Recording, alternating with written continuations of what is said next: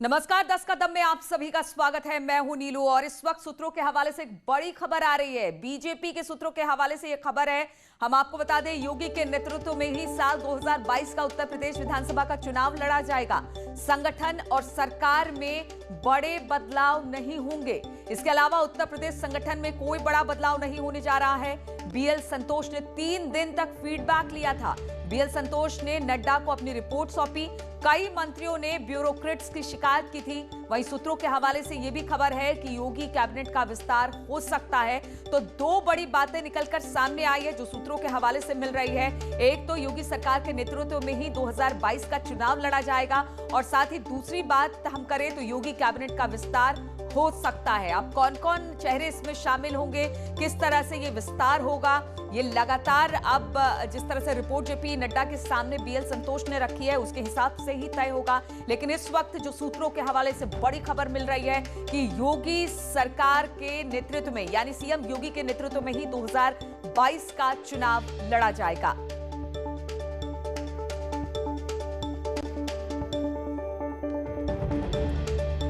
योगी के नेतृत्व में ही 2022 का चुनाव लड़ा जाएगा। जिस तरह से 3 दिनों तक, बीते 3 दिन हमने देखा कि लखनऊ में बीएल संतोष थे, अलग अलग नेताओं से बातचीत हुई, बहुत सारी बातें निकलकर सामने आई, कई अटकलें भी लगाई जा रही थी और कहा यह जा रहा था कि कुछ बड़ा बदलाव होने वाला है। लेकिन अब सूत्रों के हवाले से यह खबर मिल रही है कि बीजेपी जो है वो योगी के नेतृत्व में ही साल 2022 का उत्तर प्रदेश विधानसभा का चुनाव लड़ेगी। संगठन और सरकार में बड़े बदलाव नहीं होंगे। उत्तर प्रदेश संगठन में कोई बड़ा बदलाव दिखाई नहीं देने वाला है। बीएल संतोष ने 3 दिन तक फीडबैक लिया था, अलग अलग नेताओं से मुलाकात की थी और इस मुलाकात के कई मायने निकाले जा रहे थे। फिर बीएल संतोष ने नड्डा को यह रिपोर्ट सौंपी। कई मंत्रियों ने ब्यूरोक्रेट्स की शिकायत की थी इस दौरान। वहीं सूत्रों के हवाले से खबर यह भी मिल रही है कि योगी कैबिनेट का विस्तार हो सकता है। और बातचीत करने के लिए अनूप दिल्ली से और अनामिका लखनऊ से हमारे साथ जुड़ गई हैं। लखनऊ में तो मंथन हुआ, लेकिन दिल्ली से अब ये खबर आ रही है, इसलिए अनूप सबसे पहले तो आप यही बताइए कि बहुत सारे कयास लगाए जा रहे थे जब लखनऊ में इस तरह से बैठकों का दौर जारी था। अब ये कहा जा रहा है कि सीएम योगी के नेतृत्व में ही 2022 का चुनाव होगा, यानी कोई बड़ा फेरबदल आगे आने वाले समय में नहीं दिखाई दे रहा है।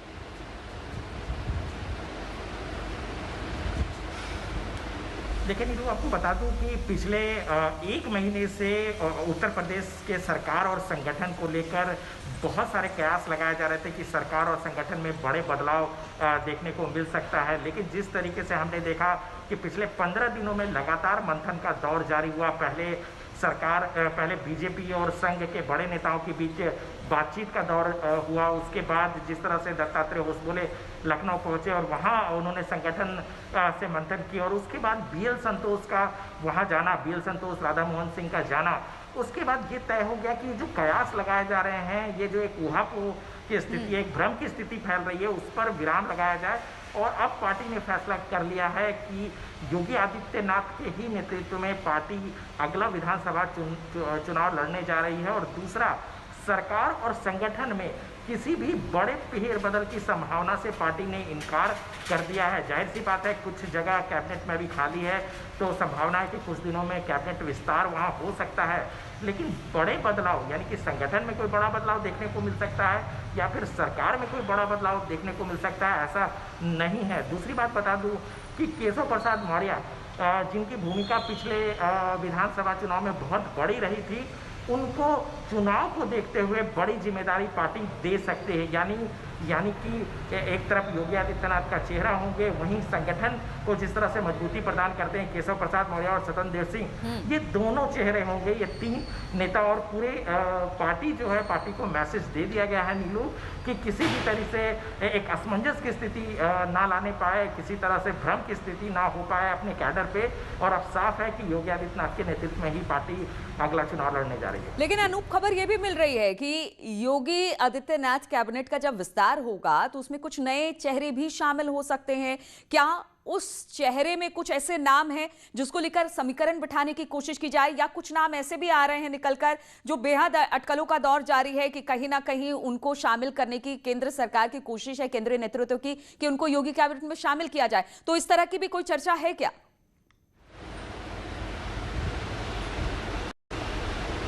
देखिए, तो जाहिर सी बात है क्योंकि चुनाव है, ऐसे में समीकरण पार्टी जरूर देखती है कि किस तरह से किन नेताओं को मौका दिया जाए कैबिनेट में, जिससे जो है संगठन में ज़्यादा उनको फायदा हो सके। ए.के. शर्मा का नाम बहुत दिनों से चर्चा का विषय बना हुआ है। जिस तरीके से लगातार ये कहा जाता है कि ए.के. शर्मा को बड़ी भूमिका दी जाएगी, तो जाहिर सी बात है तो इंतजार करना पड़ेगा नीलू कि कैबिनेट में किन किन को शामिल किया जाता है। लेकिन आपको बता दूं कि कैबिनेट से ज़्यादा महत्वपूर्ण पार्टी के लिए भी संगठन को मजबूत करना है कि संगठन को किस तरह से मजबूत किया जाए और संगठन में एक भ्रम की स्थिति ना हो और संगठन एकजुट होकर के काम करे। क्योंकि देखिए, कोरोना के बाद परिस्थितियां बदल गई हैं, बहुत ज़्यादा परिस्थिति बदली है और पिछले दिनों जिस तरीके से आपने देखा कि लगातार विपक्ष हमलावर है, तो ऐसे में पार्टी ने एक रणनीति बनाई कि ये जो भ्रम की स्थिति उसको जल्द से जल्द खत्म किया जाए। बिल्कुल, तो भ्रम की स्थिति ना रहे, किसी तरह के अटकलों का बाजार गर्म ना रहे, इसलिए ये अब फैसला लिया गया है कि 2022 का चुनाव सीएम योगी के नेतृत्व में ही लड़ा जाएगा। अनामिका भी हमारे साथ जुड़ गई है।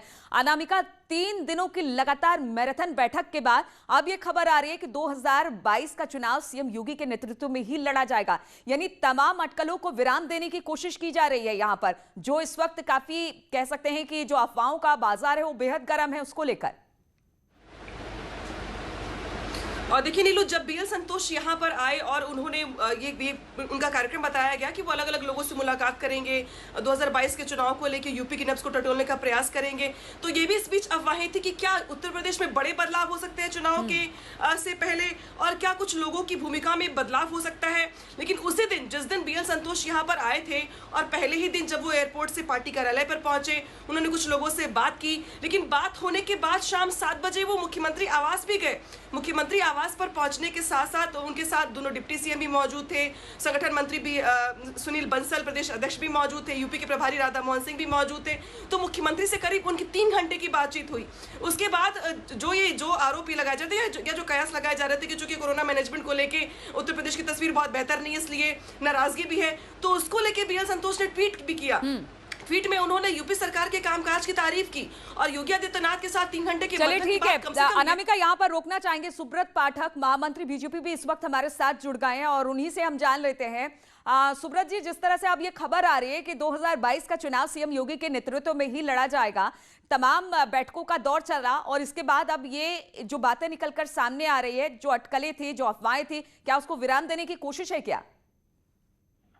देखिए, किसी तरीके की कोई अटकलें नहीं थी। ये जो भी अटकलें थी ये कुछ लोगों के द्वारा प्रायोजित थी, इनका हकीकत से कोई लेना देना नहीं था। लेकिन जिस प्रकार से उत्तर प्रदेश में योगी सरकार ने काम किया है और निश्चित रूप से हर मोर्चे पर योगी सरकार ने उत्तर प्रदेश को बदलने का काम किया। उत्तर प्रदेश जो कभी अपराधियों का प्रदेश कहा जाता था, उत्तर प्रदेश जहाँ दंगे होते थे, दंगाइयों का प्रदेश कहा जाता था, उस उत्तर प्रदेश में कानून व्यवस्था को सुधार कर और जिस प्रकार से हर मोर्चे पर सरकार ने अच्छा काम किया है, वो निश्चित रूप से योगी जी के नेतृत्व में ही चुनाव लड़ा जाएगा। और जिस प्रकार से 2019 का चुनाव योगी जी के नेतृत्व में हम लोग उत्तर प्रदेश में लोकसभा का जीते थे, निश्चित रूप से 2022 में एक बार फिर से बड़े बहुमत के साथ भारतीय जनता पार्टी उत्तर प्रदेश में सरकार योगी जी के नेतृत्व में बनाएगी। लेकिन अगर सुब्रत जी बात की जाए, बीते दिनों हमने जिस तरह से बैठक देखी, बैठक में बहुत सारी बातें आई। ठीक है, कोरोना कंट्रोल पर बातचीत हो रही थी, संगठन में फेरबदल की बात हो रही थी, मंत्रिमंडल विस्तार की बात हो रही थी और इस बीच खबर यह भी आई कि नगरपालिका चुनाव में जिस तरह से बीजेपी का प्रदर्शन रहा, उसको लेकर ही ये अटकलें थी, जिसके बाद ये सारी खबरें बाहर निकली। नहीं, देखिए, अटकलें तो कोई भी लगा सकता है, वो हर व्यक्ति अटकलों के लिए स्वतंत्र है। लेकिन जो बैठक है, तो बैठक तो भारतीय जनता पार्टी की एक महत्वपूर्ण कड़ी है। बैठकों के बाद ही पार्टी में हर प्रकार के निर्णय होते हैं। तो इस प्रकार से तो बैठक निश्चित रूप से एक लंबे समय तक लॉकडाउन रहने के बाद में बैठक थी, तो इसलिए भी उसका एक अलग महत्व लिया गया। और दूसरा ये है कि उस बैठक में महामंत्री संगठन राष्ट्रीय माननीय बीएल संतोष जी आए थे, इसलिए भी हो सकता है कि मीडिया ने उसको ज्यादा उसमें लिया है। लेकिन ये कहीं नहीं था कि किसी भी उसमें इस प्रकार की कोई चर्चा किसी बैठक में नहीं हुई थी। लेकिन विपक्ष ने तो बहुत सारे सवाल उठाए थे सुब्रत जी इसको लेकर। देखिए, अब विपक्ष का तो काम ही है, विपक्ष के पास है क्या भाई? अब समाजवादी पार्टी में तो कभी इस प्रकार की बात हो ही नहीं सकती, क्योंकि वहां तो मुलायम सिंह के बाद अखिलेश जी को ही आना है। लेकिन यहाँ तो ये तो पार्टी लोकतांत्रिक पार्टी है और लोकतांत्रिक पार्टी में इस तरीके की बातें भी उठती हैं। भाई ठीक है, कोई संतुष्ट है, कोई असंतुष्ट है, लेकिन कुल मिलाकर जिस प्रकार का काम आज उत्तर प्रदेश के मुख्यमंत्री के रूप में योगी आदित्यनाथ जी ने किया है, मैं कह सकता हूं कि देश भर के और दूसरे मुख्यमंत्रियों से भी आगे बढ़कर, और जिस प्रकार से उनकी लोकप्रियता आज आम जन में जो सामने आई है, ये अपने आप में उनके काम के कारण से संभव हुआ है। ठीक है, बहुत बहुत शुक्रिया आपका सुब्रत पाठक जी। तो इनका कहना है कि 2022 का चुनाव सीएम योगी के नेतृत्व में लड़ा जाएगा, जो एक बहुत अच्छा फैसला है, और जिस तरह से सीएम ने काम किया उसको लेकर भी ये बातें कर रहे थे। अनामिका, अभी तो ये कहा जा रहा है कि अभी राधा मोहन सिंह एक बार फिर से लखनऊ पहुंचेंगे, और जब वो लखनऊ पहुंचेंगे तो सबकी नजर उन पर होगी, क्योंकि जो रिपोर्ट कार्ड तैयार की जाएगी दिल्ली में, वो सब यहां पर लाकर रखा जाएगा। और इस बीच ये भी खबर आ गई कि अब से 2022 का चुनाव सीएम योगी के नेतृत्व में ही लड़ा जाएगा। तो इसको लेकर किस तरह से देखें हम? और देखिए, ये तो बिल्कुल ठीक कहा आपने कि बीएल संतोष के साथ जितनी भी बैठकें हुई, 1-to-1 बातचीत हो या मुख्यमंत्री योगी आदित्यनाथ के आवास पे जाके बातचीत रही हो, उन सभी बैठकों में राधा मोहन सिंह मौजूद रहे थे। वो भी उस वक्त देख रहे थे, सुन रहे थे, समझ रहे थे। और तीसरे दिन जब बीएल संतोष की मीडिया टीम के साथ बैठक चल रही थी, उस वक्त सुबह ही तीसरे दिन राधा मोहन सिंह दिल्ली के लिए रवाना हो गए थे। तो ये माना जा रहा था कि चूंकि वो यूपी के प्रभारी हैं, तमाम बैठकों में वो शामिल रहे हैं, तो वो अपनी बात, अपनी रिपोर्ट जाकर के पार्टी आलाकमान के सामने रखेंगे। और चूंकि बीएल संतोष केंद्रीय संगठन मंत्री हैं, तो उनका बार बार लखनऊ दौरा करना या आना ठीक नहीं है।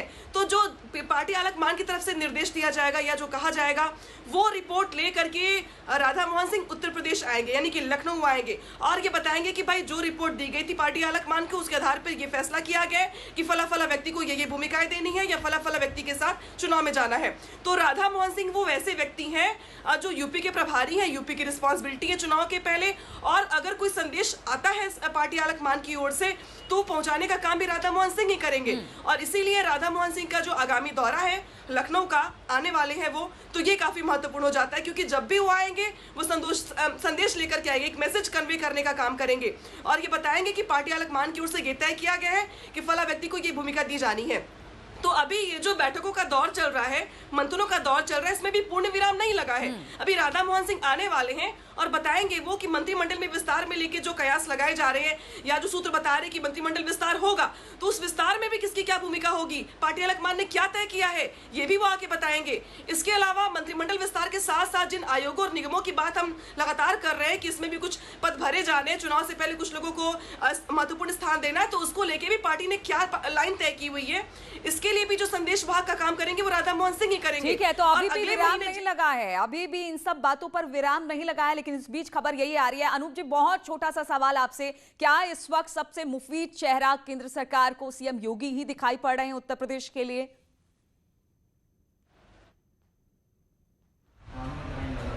बिल्कुल नीलू, योगी आदित्यनाथ से बेहतर चेहरा उत्तर प्रदेश में कोई नहीं हो सकता। और नीलू, जिस तरीके से पिछले 4.5 सालों में, तकरीबन 4.5 सालों में योगी आदित्यनाथ ने काम किए हैं, और आपने देखा नीलू कि किस तरीके से न केवल उत्तर प्रदेश बल्कि राष्ट्रीय स्तर के नेता के तौर पर योगी आदित्यनाथ अब जाने जाते हैं, एक स्टार कैंपेनर के तौर पर जाने जाते हैं। और आपको बता दूं कि इतने दिनों तक सरकार चलाने के बाद एक आरोप भी योगी आदित्यनाथ पे नहीं लगा है। उन्होंने बहुत बखूबी तरीके से सरकार चलाए हैं और संगठन को भी एकजुट रखा है। और कोरोना के वक्त में भी जिस तरीके से उन्होंने काम किए, वाकई पार्टी बहुत खुश है। और बीएल संतोष ने वहाँ पर भी, जो सूत्र बता रहे हैं कि वहाँ पर भी पार्टी कार्यकर्ताओं को साफ संदेश देकर वो आए हैं कि योगी आदित्यनाथ के काम से केंद्रीय नेतृत्व खुश है। और यही रिपोर्ट उन्होंने आकर के जो पार्टी के शीर्ष नेतृत्व और कल जब जेपी नड्डा, बिल्कुल अनूप, तो कहा जा सकता है 2022 का चुनाव अभी कुछ दूर है, लेकिन इस बीच खबर यही आ रही है कि 2022 के चुनाव का नेतृत्व सीएम योगी ही करेंगे। लेकिन अभी थोड़ा इंतजार और करना पड़ेगा, क्योंकि बहुत सारे बदलाव अभी और देखने मिल सकते हैं उत्तर प्रदेश 2022 के चुनाव से पहले। बहुत बहुत शुक्रिया आप दोनों का हमारे साथ जुड़ने के लिए।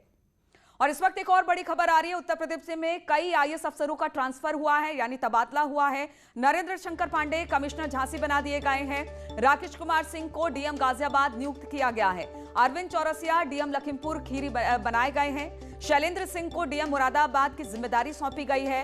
रामी रेड्डी उद्यान विभाग के एसीएस बनाए गए हैं।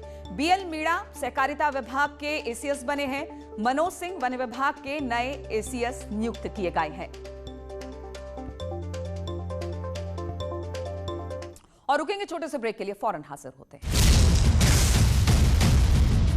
सर्वे की शुरुआत हो रही है। प्रदेश भर में अभियान के जरिए पता लगाने की कोशिश होगी कि कितने लोगों में कोरोना से लड़ने की एंटीबॉडी तैयार हो चुकी है और सीरो सर्वे का काम स्वास्थ्य विभाग की टीम करेगी। आपको बता दें कि कोरोना की पहली लहर के बाद कुछ जिलों में सीरो सर्वे करवाया गया था। पिछले साल सितंबर में 11 जिलों में सीरो सर्वे हुआ था, जिसमें 22.1% लोगों में एंटीबॉडी पाई गई थी।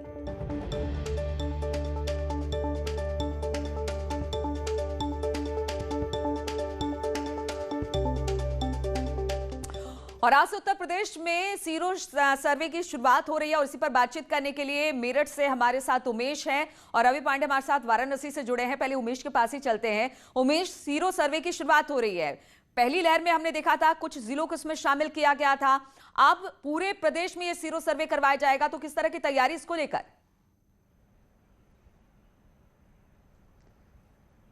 निश्चित तौर पर बड़ी तैयारी है। उत्तर प्रदेश के कई जिलों में आज सीरो सर्वे शुरू हो रहा है। हालांकि मेरठ में सीरो सर्वे 9 तारीख को शुरू होगा, लेकिन फिर भी तैयारियां जोर शोर से चल रही हैं। हमारे साथ खास बातचीत के लिए मौजूद है मेरठ के CMO doctor Akhilesh Mohan. Doctor साहब, क्या कहेंगे, सीरो सर्वे कितना इंपॉर्टेंट है और ये कितना अहम रोल प्ले करेगा?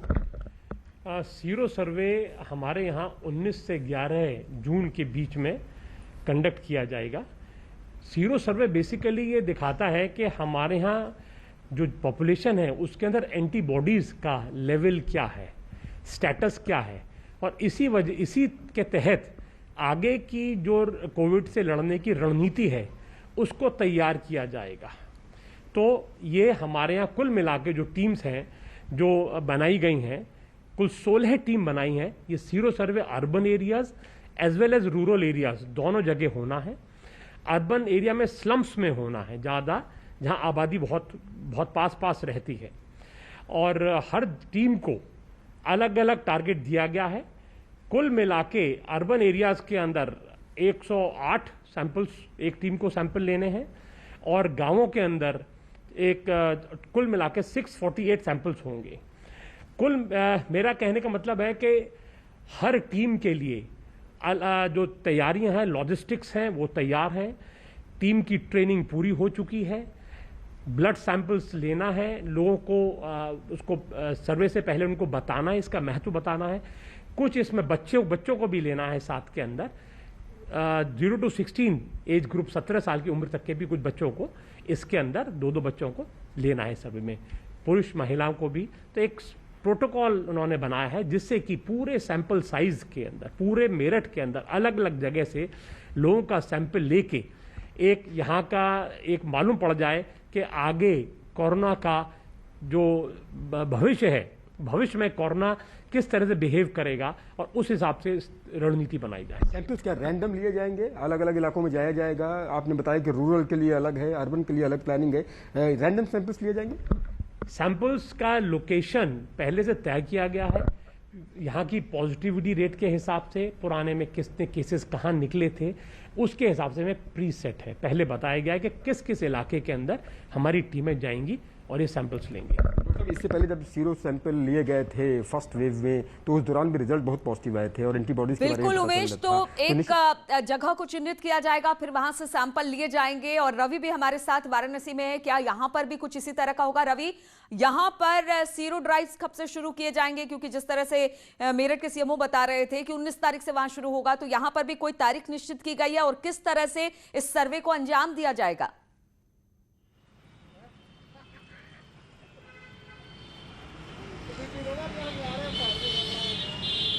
रवि, आवाज मिल रही है आपको?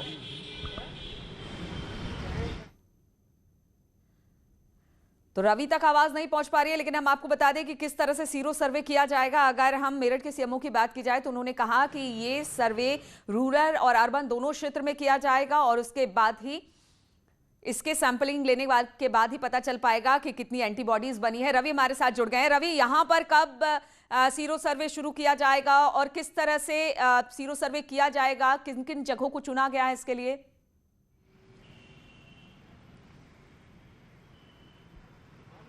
जी देखिए, वाराणसी में सीरो सर्वे 9 तारीख से शुरू किया जाएगा और इसके लिए बाकायदा टीम भी गठित कर दी गई है। स्वास्थ्य विभाग को इसका पूरा जिम्मा दिया गया है। मलिन बस्तियों से इसका सीरो सर्वे की शुरुआत की जाएगी और ये पता लगाया जाएगा कि जो एंटीबॉडी है वो कितने लोगों के अंदर बन चुकी है। जो वाराणसी में जो हालात थे वो 27,000 एक्टिव मरीज तक पहुँच चुके थे और इस वक्त वाराणसी में जो पूरे कोरोना के जो संक्रमित मरीजों की जो संख्या हो चुकी थी वो लगभग 81,000 लोगों की संख्या हो चुकी है। फिलहाल जो एक्टिव मरीज है वो 800 तक है, लेकिन जो हालात बने थे उसको लेकर के सीरो सर्वे की जो जरूरत है वो वाराणसी में खाता है। और इससे एक बात ये पता चले कि वाराणसी में एक जो रेशियो लेवल है वो कितने तक पहुंच चुका है, तो इसकी पूरी तैयारी हो चुकी है और 9 तारीख बिल्कुल, तो एंटीबॉडी का पता चलेगा, साथ ही इस तरह से कि इस कोरोना ने कितने लोगों को किस तरह से संक्रमित किया है ये भी इस सीरो सर्वे से पता लग पाएगा। आप दोनों का बहुत बहुत शुक्रिया हमारे साथ जुड़ने के लिए। तो इस बुलेटिन में फिलहाल इतना ही, रुकेंगे छोटे से ब्रेक के लिए, आगे देखिए उत्तराखंड की खबरें।